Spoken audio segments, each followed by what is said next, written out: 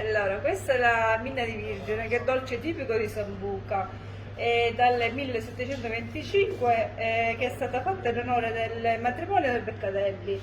È composta da alcuni alimenti, di cui c'è la pasta frolla, poi c'è la crema di latte, la zuccata, il cioccolato e un po' di cannella. Ma abbiamo anche la mina di Catania, quali sono le differenze? Ecco, vi Allora, contendete? la minna di Catania intanto non è di crema, è di ricotta.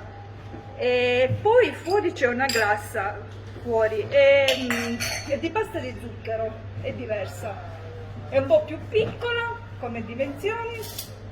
E non lo so, come gusto io preferisco questa. Non resta altro che gustarla. Come si gusta? La apriamo? Allora, sì, la tagliamo a metà, in modo che viene, le faccio vedere l'interno che è fatta a strati.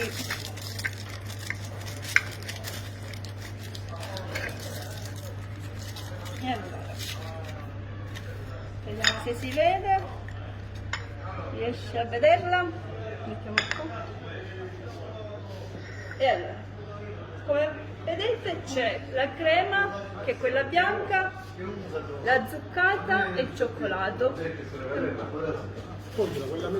E allora, questa è la specialità di Sambuca di Sicilia.